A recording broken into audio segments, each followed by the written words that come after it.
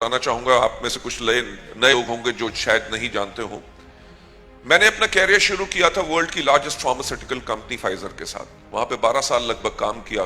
Companies को कैसे चलाया जाता है वो एक्सपर्टीज जो है मैंने वहां से लिया। एक चीज का ज्ञान वहां पे हो गया था कि कोई भी व्यक्ति कभी कंपनी से बड़ा नहीं हो सकता। कंपनी को उस प्रकार से बनाओ ताकि कंपनी कंटिन्यूअसली ग्रो करती रहे, और जब फाउंडर्स इस दुनिया से चले भी जाएं तब भी जाके वो कंपनी अगर ग्रो करती रहे और लोगों की जिंदगियां बदलते रहे, उस प्रकार की कंपनी बननी चाहिए। राइट?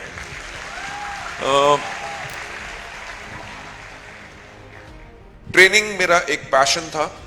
तो जब इंडिया में नेटवर्क मार्केटिंग शुरू हुई तो एक कंपनी में एज ए ट्रेनिंग मैनेजर मैं गया, और लगभग साल सवा साल के बाद ही, I don't remember the period now, मैं उनका head of sales and marketing बन गया। उस कंपनी को 0 to 150 करोड़ के आसपास लेके गए, along with the entire team जो हमने क्रिएट की।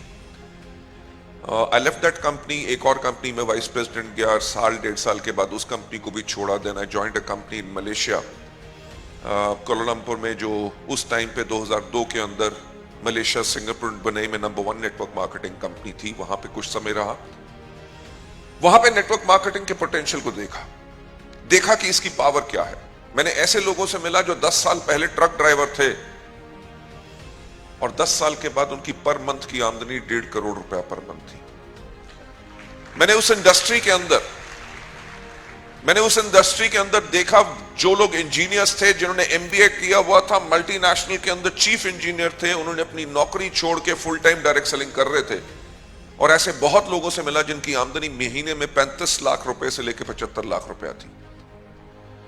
तो वहां पे एक चीज का ख्याल आया कि अगर मलेशिया, जो एक छोटा सा देश है जिसकी पॉपुलेशन उस टाइम पे मुश्किल से 2.5 करोड़ थी, मैंने कहा छोटे से देश के अंदर इतनी नेटवर्क मार्केटिंग सफल हो सकती है। पिछले 30 साल से चल रही है, 1500 से ज्यादा कंपनीज, 2.5 करोड़ की पॉपुलेशन में 1500 से ज्यादा कंपनीज गवर्नमेंट ऑफ मलेशिया के पास रजिस्टर्ड थी।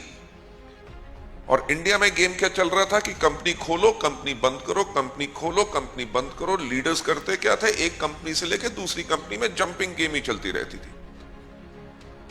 तो एक ख्याल आया कि कंपनी खोलो और बंद करो का खेल जो चल रहा है वो इसलिए चल रहा है क्योंकि कंपनीज की मैनेजमेंट के पास वो एक्सपर्टीज नहीं है कि कंपनी कैसे चलाओ।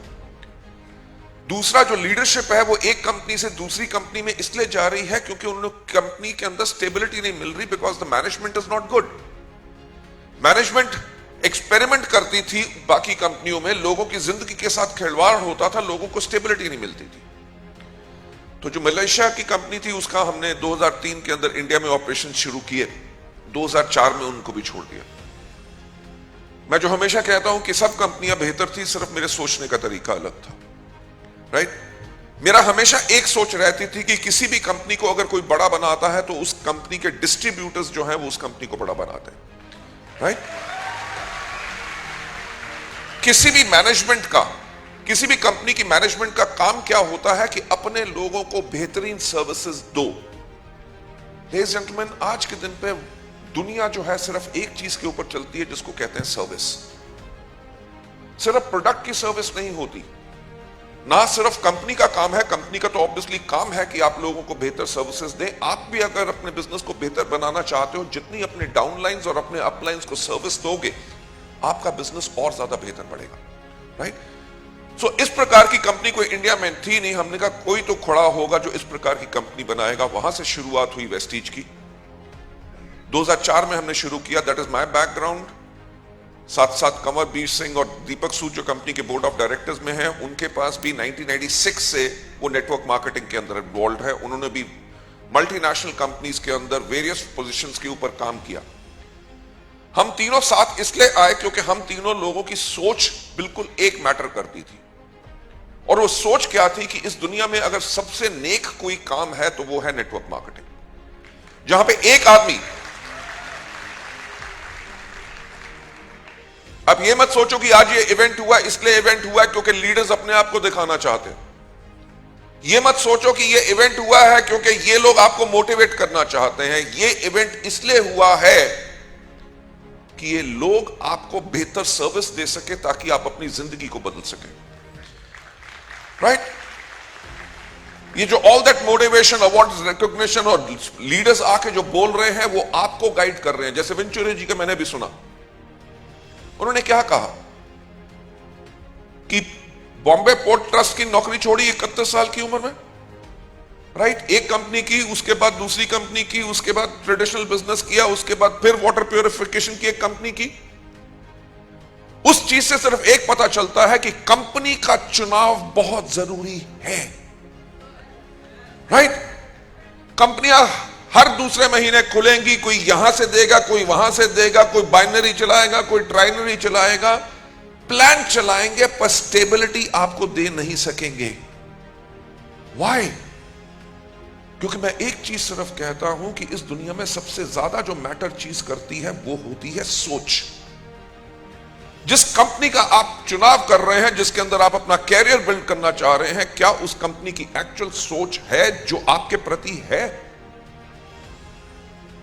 कमर, दीपक और मेरी सोच एक थी कि दुनिया का सबसे नेक काम नेटवर्क मार्केटिंग है, जिसके अंदर एक लीडर जो गलतियां खुद कर चुका है वो आपको सिखाता है ताकि आप वो गलती ना दोहराएं। उसको बेशक ज्यादा समय लगा हो सफल होने में, आपको वो सिखा सके कि अगर ऐसा काम करोगे तो ये गलती होगी, ताकि आपको उतना समय ना लगे जितना वो लगा चुका है। जब आपके नेटवर्क नहीं बन रहा होता तो ऊपर से अपलाइन आके आपके साथ सपोर्ट करता है, आपका नेटवर्क बनाता है, आपके लोगों को कन्विंस करता है, आपकी टीम को बिल्ड करता है, आपकी टीम को बिल्ड करता है, उसको एजुकेट करता है, उसको कोच करता है, उसको मेंटर करता है, उनको मोटिवेट करता है, जाओ, जाके सफल हो जाओ और सारी उम्र अब कमाओ। लेडीज एंड जेंटलमैन, इस तरह के बिजनेस को जब इंडिया में लोग यही सोचते थे कि ये टोपी घुमाने वाला बिजनेस है, चार फंसाओ, अपने पैसे निकालो, दूसरी कंपनी पकड़ो, सो हमने शुरुआत की वेस्टीज की। मैं हमेशा एक चीज कहता हूं कि सफलता उन्हीं को मिलती है जिनकी तैयारी अच्छी होती है, राइट।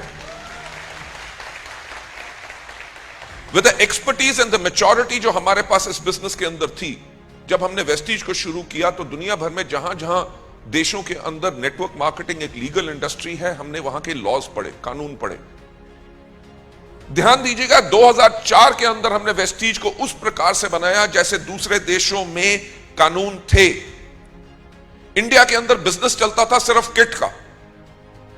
वेस्टीज पहली वो कंपनी थी जिसके पास कोई किट नहीं था। उसके अंदर कहा यही जाता था कि आप 600 रुपए की अपनी मर्जी के प्रोडक्ट लो, 100 रुपए रजिस्ट्रेशन होती थी, सिर्फ नॉमिनल। उसके अंदर भी हम बिजनेस स्टार्टर किट देते थे जिसके अंदर सक्सेस प्लान होता था, 2 प्रोडक्ट कैटलॉग्स होते थे, हमारी वॉइस मैगजीन होती थी, and there used to be order forms and application forms. जो 100 रुपए में लोगों को बेचते थे उसकी कॉस्ट हमें 108 पड़ती थी। I still remember why, because विदेशों में जहां जहां नेटवर्क मार्केटिंग एक लीगल इंडस्ट्री है, उनमें साफ कहा गया था कि एंट्री कॉस्ट अगर किसी बिजनेस में हैवी होगी वो परमिटेड नहीं होता।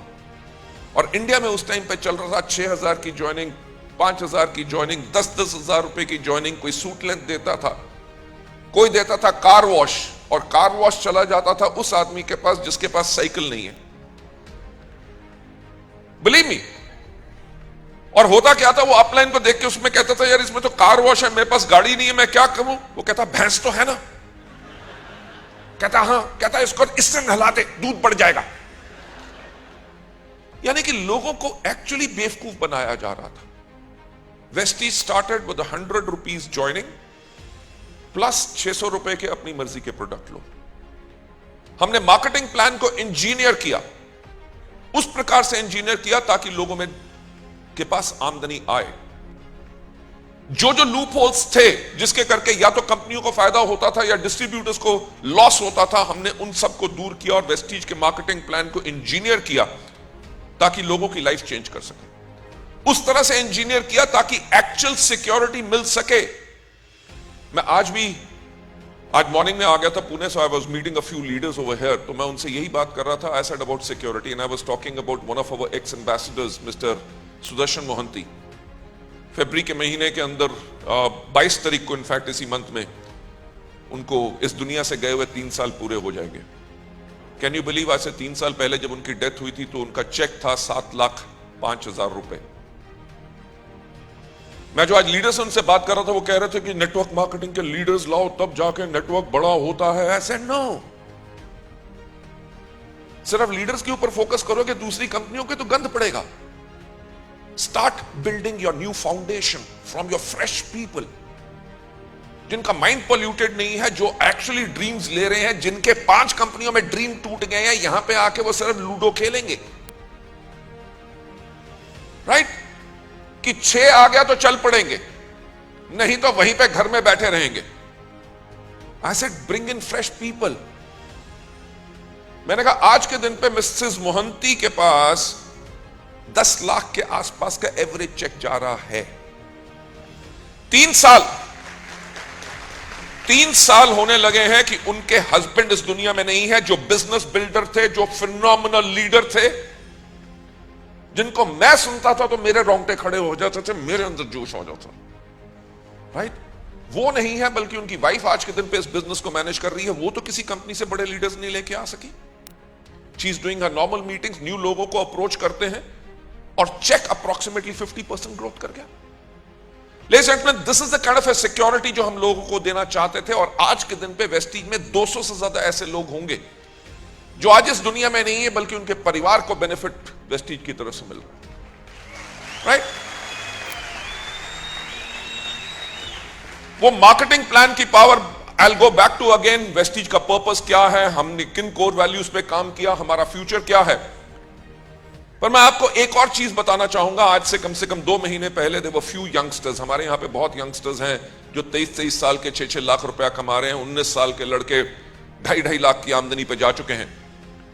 वो मेरे रूम में आके बैठे हुए थे, सर आपसे मिलना है, आपसे मुलाकात होती नहीं है। तो हम बैठे हुए थे, तो मैंने वैसे ही बात किया सिक्योरिटी एंड ऑल की, जो लोगों को मिल रही है। उनमें से एक लड़के ने कहा कि मेरा एक डाउनलाइन था, वो डायमंड था। 23 साल का लड़का, उसकी मोटरसाइकिल एक्सीडेंट में डेथ होगी। ही सेड ना तो उसका फादर जिंदा है, और उसके अलावा उनकी फैमिली में और कोई बच्चा भी नहीं था, उनकी मदर बिल्कुल अकेली रह गई थी। Can you believe? जो बेटे ने बिजनेस बिल्ड किया था, उसके करके उनकी मदर को लगभग 1,08,000 रुपया उस टाइम पे हर मंथ आ रहा था। This is the kind of a business जिसको हम बिल्ड करना चाहते थे, ताकि लोगों को सिक्योरिटी मिले। लेडीज एंड जेंटलमैन, मैं वही कहूंगा कि 2004 में जो वेस्टीज ने किया, 2016 के अंदर गवर्नमेंट ऑफ इंडिया ने वो गाइडलाइंस लाई। हमारी तैयारी 12 साल पहले वो हो चुकी थी। जो दुनिया ने 12 साल बाद करना शुरू किया, हम उसको 12 साल पहले कर रहे थे, राइट? सब कंपनीज ने अपने आप को चेंज किया, एक कंपनी को बिल्कुल चेंज करने की जरूरत नहीं पड़ी, वो थी वेस्टीज। जो अभी तक नहीं हुआ, हमने 2004 में उसकी भी तैयारी कर ली थी। मुझे पता है आने वाले कुछ सालों के अंदर एक रेगुलेटरी बॉडी बनेगी, जो कंपनियों को के जो प्रोडक्ट के दाम है वो कैसे तय करेंगे, उसके ऊपर उनकी मॉनिटरिंग होगी। जैसे फार्मास्यूटिकल्स के अंदर ड्रग प्राइसिंग कंट्रोल ऑर्डर होता है, दे डिटरमिन द प्राइस, जितना मार्जिन आप रख सकते हैं। वेस्टीज ने शुरुआत से प्रोडक्ट की प्राइस वही रखी जिसके करके लोगों के पास अच्छी इनकम आए, राइट? और लोग उन प्रोडक्ट्स को रिटेल कर सके। 2004 में शुरुआत की, आज के दिन पे we are India's largest direct selling company, right?